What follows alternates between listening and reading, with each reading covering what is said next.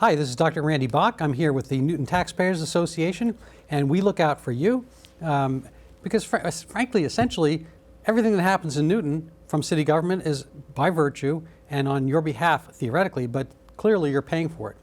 And hopefully you're paying for it in the right way. And we have various concerns across the board, not just how much taxes we pay, but for what and to what purpose and to what end. And I'm going to have some help with me today, Al Cechinelli, who is running for mayor. This is an odd year in a few different ways, I guess. Numerically, it's 2025, so you divide by 2, you come up with a remainder of 1, and here we are. So every 4 of those, we have a mayoral election. And so this year, it's going to apparently be Mark Laredo, and Al Cechinelli is running as well. I think it's a nonpartisan election, so they all kind of wind up in the soup, and then 2 come out, and then they have a super election or something like that. Anyway, he'll explain that. But primary, no pun intended, we have a secondary story, which may be primary for the primaries, because it played out in the current mayor, our, I guess, lame duck, Ruth Ann Fuller. I wouldn't call her that to her face, but maybe she technically is. A lame duck, that is, not either one individually. But in the middle of the night, when many ducks are, I guess, home and quiet, she endeavored, through her proxies at the, I guess, DPW, to paint yellow the historically, red, green, and white stripes signifying the Italian heritage of Nonantum. And she did up and down Adams Street, or not she particularly, but her administration did. And maybe that's something for safety, as we hear later, that people are going to be so incredibly confused by Adams Street having not its ordinary red, green, and yellow stripes, which have caused, I don't know, probably no additional accidents over the years. But now they got, at least temporarily, they had the standard double yellow lines. But this is right on the cusp of the, is it St. Carmen? Oh. St. Mary of Carmen's Thank you. 90th anniversary of their festa. Thank you. So the 90th anniversary of St. Mary of Carmen. Yep. Festival for Italian. And why now? Why this moment? Why there? So that's a long intro. Al is a friend of mine, and he's run previously. We're hoping to see more of Al, and we're actually happy to see any of Al because he just emerged from a bit of a health scare. And comedian that he is, he mentioned that he had an adenoma. And it's apparently benign, so we're happy about that. But the doctors were very concerned. He said, look, I don't want you to adenoma, I want you to take one away. Boom. And so with his customary verve and aplomb and humor, he's here with us today. Thank you, Al. Sorry for the long introduction. Well, thank you for having me, Randy. I always enjoy being on Taxpayer Talk. And I think that it's important that we talk about the lines, because I think this is more than just about lines. We've seen a systematic disrespect for the Nonantum section of Newton for years now. With the removal of Nonantum from the city seal, the removal of Columbus Day, a national day recognizing Italian Americans after the largest single mass lynching in American history, which occurred down in Louisiana, when a bunch of Italian Americans were lynched. They took it away and made a third Native American Day. So 2 weren't enough, 3 were better, but I don't begrudge them having 3 days, but did they need to take our day away to give them an extra day? The Nonantum Fire Station used to have the red line flag in it, and the mayor made them remove it.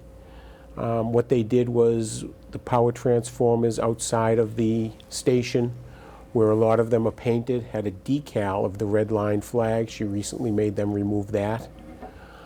And then when the Mass MBTA put through their Communities Act, and they wanted to allow pretty much unfettered development around rail stations in the cities and towns, in the neighborhoods that hosted rail stations, the city council and the mayor tried to make it so that every village center would have these same rules. And we came together as a village and said we're not interested in 5- and 6-story high-density developments in our village center. We're a neighborhood. We have character. We want to keep our character, and they don't like that. And I think that I don't think that they want us to be as strong and as united as we are. Yeah. And I think that's part of the problem. You know, I second that. How does second that emotion? How does that song go? You're not getting me to sing. Okay, well, we could get you to sing. If I hadn't had the surgery through my sinuses, you might have got me to play my trombone, but I'm not singing. Fair enough. So I second that emotion in a sense. You know, I had a show on that aspect of the rail lines, you know, the high density apartments and so forth. I actually like growth organically. I don't think it should be dictated from above, and in particular the way they're doing it.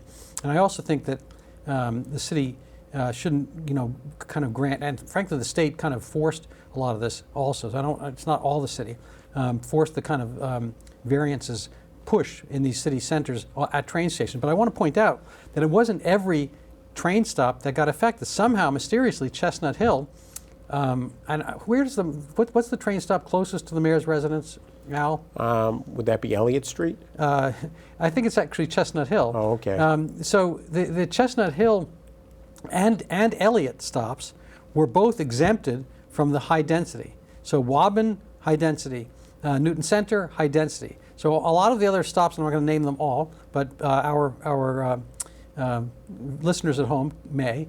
All the other stops had this primatur, Oak Hill and whatnot, of having high density, but not Chestnut Hill, and not, I believe, Elliott was the second one that somehow just disappeared from them. But Riverside and all the other ones, they have that you know, outstanding. And of course, Nonantum doesn't have a train stop there, so this is kind of a non sequitur. But you know, I do notice you know, our differences in attire today. I was wondering. I actually went down to with the AC. Is that what that says? The AK? It says the lake. Yeah, I know. I just saw the middle. So the lake. You know, I got to say, years and years ago, I was living not in Newton, probably 30-something, 40 years ago. I was living in Boston, and I had directions to go someplace, and I had a map of Newton. And on the way back, I thought, oh, I'm going to go look at this Silver Lake, because it was on the map, and it was just a beautiful day, and I thought, you know, maybe skip some rocks or something like that. And I circled around, I couldn't find, it was on this, it was a paper map before GPS, and the lake is not there. So it's kind of funny thing, it was filled in, it's behind a few residences and warehouses and whatnot. But the term the lake persists, and so does the iconography. So I actually bicycled down to the procession yesterday, so I saw it as it was leading up. It was a hot day, but people were sitting out on the stoops, and some of the families were dressed really nicely, as if they're going to church. In a sense, it's a religious affair because they bring. You can tell me exactly what we call that. That's the Madonna. The Madonna through the streets, and there's music, and there's a huge kind of Liberty Bell being rung, and it's. I had not seen that aspect of it. I'd seen it at the fair at certain times.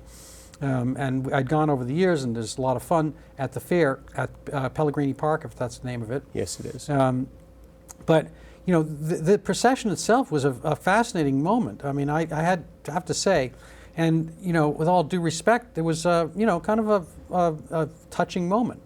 And you know, nobody's being harmed. Everyone's kind of being happy. They're kind of getting along together, and this seems like a moment of harmony, not to be discouraged. And if it was so important, you know, over the last 90 years or whatever, I'm not sure how long they've been doing the stripes, but at least for decades that I've been here, it was so important to get rid of that, you know, at some point. Why was there no discussion, and why couldn't it have been done, you know, in the light of day rather than, you know, dark of night? Yeah, I reached out to the mayor, and she had told me that they had been on a wait list. There are 2 companies that do long lines in the state. Our own DPW does not do long lines. And they didn't just paint the lines, but they grinded the old paint off of the road. And that was a machine that not a lot of people also have. And we had been on the list, and they said that they could fit us in. Well, 3 weeks before the festa is not a time to be doing this with no input from the community. It rang so disingenuous that, doing in the darkness of the night, this big machine throwing up dust on a very hot night that a lot of people had their windows open, throwing the dust into the air, waking people, no police detail for the work being done, and they were driving through the middle of the road with this machine to grind the stripes. And then they put down a reflective paint that was heat treated to not allow other paint to paint over it. Not sure, but I would probably guess that nowhere else in our city has that kind of paint. Right. So, was there any informing of the locals that this was going to occur? Did anybody know this in advance? Well, she had said that in her negotiations with the St. Mary of Carmen Society that she wanted them to agree not to paint the lines. But the St. Mary of Carmen Society does not paint the lines. It's all done by the community. So she might have told them she didn't want the lines painted, but they weren't the people that did it. So there was no prior forethought with the community, with the people that did it. So it was a surprise to everybody. Okay, so I'm going to play devil's advocate here, if you don't mind. Yeah. The question that might come up is, well, okay, I mean, everyone likes Italian food. We like Italians. They're great citizens, lots of fun, and respectful, and pretty much law-abiding and whatnot. I think they're exemplary citizens of Newton historically, and pretty much across the country. The very little, we hear of Italian crime. We hear about the mafia and all that kind of stuff, but that's kind of relegated to TV shows for the most part currently. I think mafia crime, is kind of an MS-13. Whatnot. Anyway, there's been, the turf's been taken over by other groups, and so, but let's say, some other group painted lines. Let's say it was, Hamas stripes, or as we saw, there was all these BLM, kind of like painting entire streets with Black Lives Matters and that kind of stuff, or if it's a pride crosswalk. I mean, how do we feel about kind of taking over the public square in general? And how does this case kind of differ or have an asterisk for it? Well, I think that if any of those things had been done, painted by those groups, that the mayor would have welcomed it. I remember a couple years ago when they had the anti-Israel photography exhibit at the Newton Library, and it was just, I don't know how that slipped past. Yeah, the guy had some beautiful photos, but the entire premise of the exhibit was that Israel were occupiers and trying to commit genocide, when Hamas is the problem in Gaza. Right. I think that sadly we're on the wrong track here in Newton. The mayor had said that federal guidelines require that this was done because of 6,000 cars a day passing on that road. Well, the average actually of the study was 4,400 cars a day. There were 2 days that were higher than the 6,000, just by a little, but they were both days of Catholic devotion, and Our Lady's Parish is on Adams Street. So they had extra masses and people coming to the church for, extra prayer sessions. That should not have triggered this. And if we're so worried about what the federal government tells us we should be doing or we have to do, why aren't we cooperating with ICE? And why are we a welcoming city? Why aren't we requiring people to prove they're citizens when they register to vote, when they register for school, things like that? Or if they're not citizens, they're at least here legally. the state allows illegal aliens to get driver's license. When you get a driver's license, unless you check the box saying you do not want to be enrolled to vote, you're automatically enrolled to vote. They never took care of that in the state level. This is something we should be looking into, not painting over a 90-year tradition 3 weeks before the 90th anniversary. Yeah, no, I second that emotion again. I have been hanging out, because it's hot, at the Gath pool on occasion. I actually usually go year by year by year, but they were doing construction at one point. They shut down for COVID. And so last year I didn't go for other reasons. But so it's new to me. It was, I guess, opened last year. But I'm only now kind of getting up to speed with what is at the Gath pool. And to your point, it's not so much that they're not favoring kind of ethnic flair or whatnot. It just doesn't happen to be yours. So there's a mural there, which I assume we taxpayers paid for, unless it's free. And I have it on my phone, so I was going to put it up, and it's probably too small for people to see. But you can go to the pool and look at it. Maybe I'll post it someplace. But ethnicity is heralded, in this image, and it's kind of what you expect. There's all kinds of diversity, but not so much really the overwhelming demographic of Newton, which is still, kind of white married couples and so forth, and whatnot. The only white couple in the picture is two men with a baby.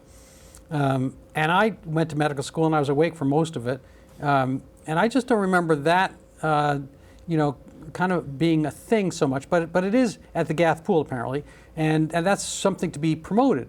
And so this thing is, I guess, devotional in a sense. I mean, there are, religious iconography you can find in church. We just came back from Europe, and we went to a lot of churches and so forth, a few synagogues as well. But there's iconography. Those are images that are meant to be promoted. And insofar as we have kind of religion in the public sphere, kind of a woke religion, the mural there I think is very instructive. I think people should head over, because it's a nice pool and whatnot. They did a marvelous job with the pool itself, I guess. But money, no expense was spared, and we have this mural.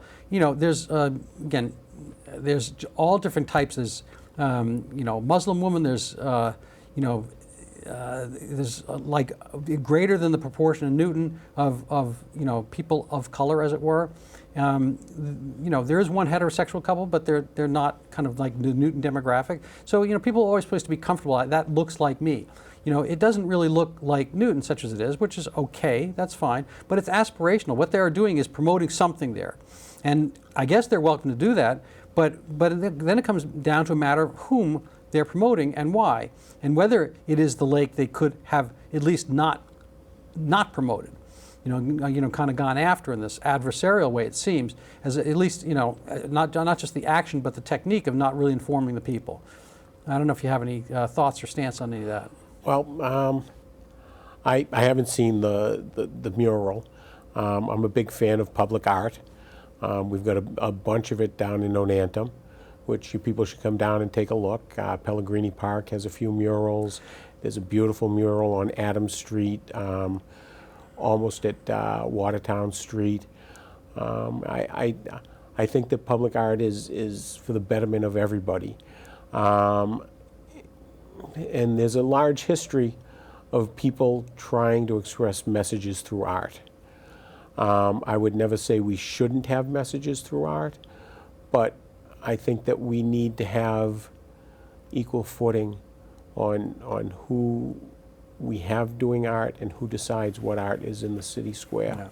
So I misspoke slightly. This is not a mural; it's a painting. Oh, okay. On the wall. So as you come in on the left wall, there's this painting, and it's probably like 5 feet wide, something like that. Okay. On the other wall, they took out part of the men's locker room, and there are two non-gender bathrooms. How do I know the non-gender bathrooms? Because they both say it explicitly. Now, I mean, they could have said just handicap bathroom, something like that. I think that people can kind of construe a handicap bathroom as they will, but it seems again like kind of a blatant thing. This is a non-gendered bathroom. But yet they have an image of a man, a woman, and somebody in a wheelchair. So it's kind of a little mixed message. I was confused. I didn't know where to go to the bathroom. Anyway, but it just seems like in the schools and elsewhere they do message. It just doesn't happen to be the one that's anywhere kind of what used to be the middle. And I guess supposedly now more on the right, but I think the right's moving towards the middle because the left has gone so vituperative and woke in certain ways. So let's segue. I'd like you to kind of give us a sense of what all this meant. It was kind of a news story, I think locally, maybe nationally, about the stripes. I want to hear what your thoughts were about that and how you can generalize some of those thoughts and actions towards your campaign. I'm going to give you a little free rein and try to shut up for a bit. Well, again, I think that they don't want us here. After Deb Crosley came in as a city councilor and told us what they were going to do for zoning in Nonantum, and we pushed back and she told us, well, if you don't like it, run somebody against me and get me out of office. Well, we ran somebody against her and got her out of office. Then what the mayor did was she went and she appointed her to the Zoning Board of Appeals. So now she's an unelected person in our government that has more power over what zoning decisions are made than she did as a city councilor. After we told the mayor that we didn't want her as a city councilor anymore, she went and appointed her to this board. And that's a slap in our face.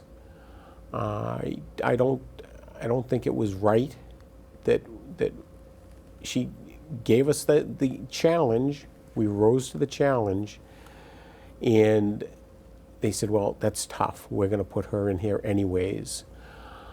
Nonantum, though still expensive, is the least expensive real estate in Newton. So it is going to be much easier for a developer to come in, buy a couple of parcels, put up a 5 or 6 story building with high density housing, and change forever our neighborhood. They're doing it on Craft Street, which is actually, it's in Ward 2, but it's right on the border of Nonantum. They've got 2 buildings that are going to have close to 500 units with less than 400 parking spaces. Where are people going to park? Are people ever going to come visit these people that are living there?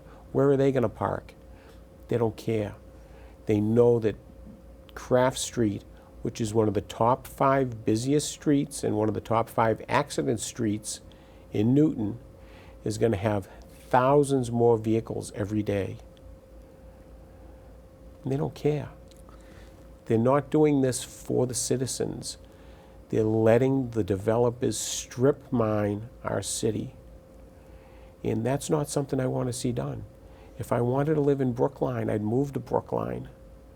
I'd move into a high-rise in Brookline where I didn't know my neighbors, where there was no yard in my backyard. But that's not how I want to live. I live in Newton, in a neighborhood where I know the people 6 houses down on each side of me. I know the people across the street. And that's... So let me just segue. We have just 5 minutes. I want to let you know. And we'll see how the rounds go in the mayoral, and maybe we'll have you on again if that occurs, if you pass through. But to speak not just as a Lake person, but as a representative of Newton at whole, what's your problem with the current administration? How would you differ from other candidates in changing or keeping whatever Newton is doing well or poorly? What's your vision in 5 minutes? My vision is that I would be working for the citizens of Newton, not the prospective citizens, not the people that we could feel good about helping. I would be working for Newton.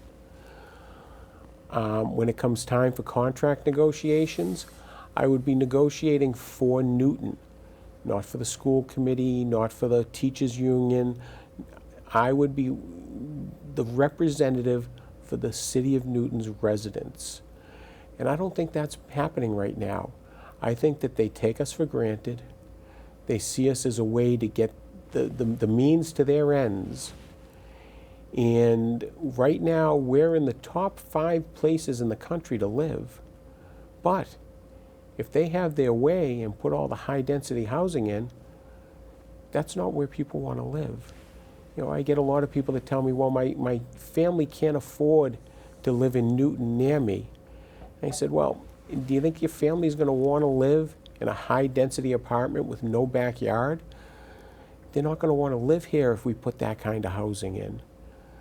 And so I want to help keep Newton the Garden City. We need our green space. We need our open space. What they're doing to the roads is atrocious. The Watertown Street over by Trader Joe's is abysmal. Yeah. You cannot get a fire truck into the Marriott. Yeah. I mean, that's just poor planning. No, they do it on ComAv. They have this thing called the road diet. And I actually wrote a blog. It's on my Substack. People go look for it, Rand Doctor. I think the road diet needs a diet. I think we have to stop spending and wasting money on shriveling our roads. We have some of the grandest roads, ComAv, and they're making it into a little tiny, alley. What are the other? What would be your major, plan as far as enacting some of the things you're talking about? Just a couple minutes we have. Well, my major plan is to get our schools back on track. I believe Ann and Nolan was a great step in the right direction. But when I graduated high school in 1982, we were one of the top 5 school systems in the country. Now we're not the top 5 in the state. We need to get back to that level of excellence. We need to get back to teaching our children. We need to get the development under control. We need to make special permits special again. It's not a special reason for a special permit shouldn't be the developer needs to make $8 million instead of $6 million. Special permits are for when people need to have their elderly parents move in with them and they need a ramp close to the property line. That's what a special permit should be for. We need to look at those things. We need to make life better for Newton residents. And when is the election? Election is the first Tuesday in November, and I'm Al Cechinelli, and I'd appreciate it if you voted for me. So thank you so much, Al. Is there going to be like a runoff round? I mean, how many candidates are there? Well, right now, only myself and Mark Laredo have turned in papers. I don't believe anybody else has pulled papers for mayor. So there won't be a preliminary round? There should not be. Oh, so that's interesting. All right. Well, so I remain Randy Bach of the Newton Taxpayer Association. You can find us on Facebook at the Newton Taxpayer Association. You can find me here at Hither and Yon. Please join us, help give us money so that we can help promote the word. We don't endorse candidates per se in the elections. We're going to have Mark Laredo on next month, so stay tuned. Thank you so much for your time and effort and paying attention to us. And thank you, Al, in looking out for the lake and your friends, neighbors, and constituents. So any last words we can squeeze in? Just thank you for having me. Always appreciate being on New TV.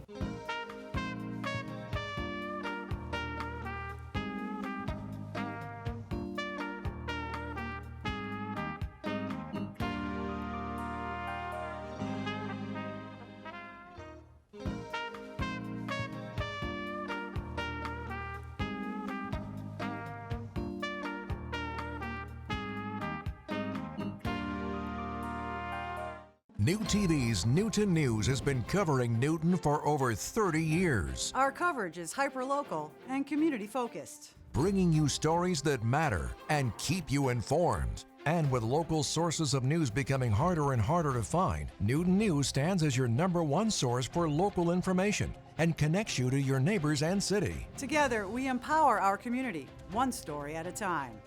Watch Newton News weeknights at 6, only on New TV.